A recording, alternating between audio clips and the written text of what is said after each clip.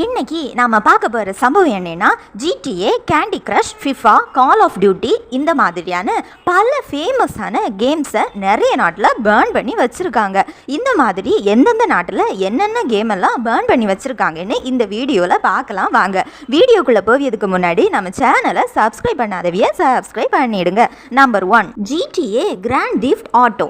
இந்த கேம் எல்லாம் எப்பவுமே யாருமே மறக்க மாட்டாங்க. கம்ப்யூட்டர் சென்டரில் உட்காந்து சீட்டை போட்டு விளையாட ஆரம்பிச்சா விளையாடிக்கிட்டே இருப்போம். இப்போ கூட பல சின்ன பிள்ளைங்க இந்த கேமுக்கு மேலே அடிக்டாக இருக்காங்க.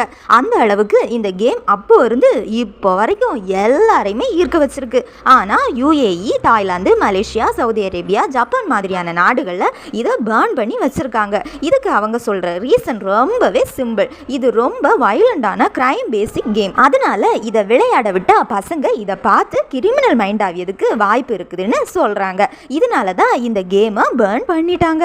Number 2, candy crush. இந்த கேம் எனக்கு தெரிஞ்சு எல்லாரோட மொபைலையும் இருக்குதுன்னு தான் நான் நினைக்கிறேன். ஏன்னா யாரை பார்த்தாலும் கேண்டி கிரஷை விளையாடிட்டே இருக்காங்க. சின்ன குழந்தையில இருந்து பெரியவங்க வர கேண்டி கிரஷுக்கு அடிமையானவங்க தான் அதிகம். அதுவும் லாக்டவுன் போட்டதும் தான் போட்டாவ. கேண்டி கிரஷ் எல்லாரோட மொபைலையும் புகுந்து விளையாடிட்டு. ஆனா இந்த கேமை இந்தியன் கவர்மெண்ட் பேன் பண்ற லிஸ்ட்ல இருந்துச்சு. ஏன்னா மக்கள் இதை சைனீஸ் கேம்னு நினைச்சிட்டு இதையும் அந்த லிஸ்ட்ல தள்ள ஆரம்பிச்சிட்டாங்க. ஆனா கேண்டி கிரஷ் ஒரு UK பேசிக் கம்பெனி. அதனால தான் இப்போ வரைக்கும் இந்தியாவில் இதை பேன் பண்ணாம வச்சிருக்காவ. அதனால தான் இந்த கேம் இன்னும் எல்லாரோட மொபைலையும் இன்னுமே இருக்குது. உங்களில் யாரோட மொபைல்ல எல்லாம் இன்னுமே கேண்டி கிரஷ் கேம் இருக்குன்னு கமெண்ட்ல சொல்லுங்க. Number 3, FIFA. உலகத்துல நிறைய பேர் இப்போ LGBTயை சப்போர்ட் பண்ண ஆரம்பிச்சிட்டாங்க.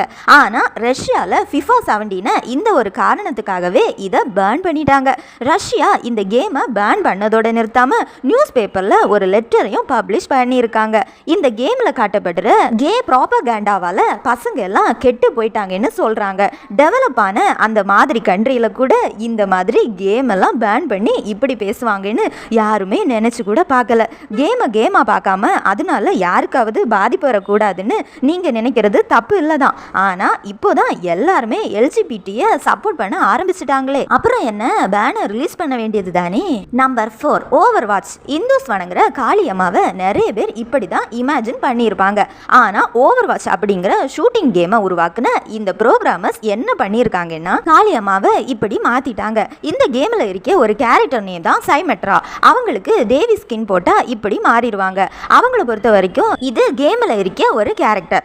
ஆனா இந்துஸை பொறுத்த வரைக்கும் தேவி அப்படின்னு சொல்லியவங்க ஒரு மகாகாளி அப்படின்னு சொல்றாங்க. அதனால அவங்கள பொறுத்தவரை இது ஒரு சாதாரணமான விஷயம் கிடையாதுங்க. அது மட்டும் இல்லாம Universal Society of Hinduism president Rajan Zed இதை கையில எடுத்துக்கிட்டாரு. அதுக்கப்புறம் எல்லாரும் சேர்ந்து இந்த கேம்ல இருந்து காளியம்மாவோட கேரக்டர் எடுக்கணும், ஸ்கின் எடுக்கணும்னு போராட்டம் பண்ணாங்க. ஆனா நீங்க என்ன சொன்னாலும் நாங்க இதை கேட்கவும் மாட்டோம், அதை செய்யவும் மாட்டோம் அப்படின்னு அந்த கம்பெனி வாயை மூடிட்டு அப்படியே இருந்தாங்க. சென்டிமெண்ட் மதிக்காத கேம் தேவையில்லைன்னு சொல்லி மொத்தமா அதை பேர்ன் பண்ணிட்டாங்க. Number 5, Pokemon. கொஞ்சம் வருஷத்துக்கு முன்னாடி இந்த கேம் ரிலீஸ் ஆனதும் ஆச்சு. ரோட்ல அவன் ரோட பார்த்து நடக்காம போனை பார்த்து நடக்க ஆரம்பிச்சிட்டான். இதனால நிறைய ஆக்சிடென்ட் எல்லாம் கூட நடந்திருக்கு. அவ்வளவு ஏன் தூரத்தில் இருக்க போக்கிமானை பிடிக்கிறதுக்கு சில பேர் கார்ல போய் கூட ஆக்சிடென்ட் பண்ணியிருக்காங்க. இந்த பிரச்சனைனால தான் ஈரான், மலேசியா போன்ற நாடுகளில் இந்த கேமை பேர்ன் பண்ணிட்டாங்க. வீடியோ பிடிச்சிருந்தா லைக் பண்ணுங்க, மறக்காம நம்ம சேனலை சப்ஸ்கிரைப் பண்ணிடுங்க. Bye bye.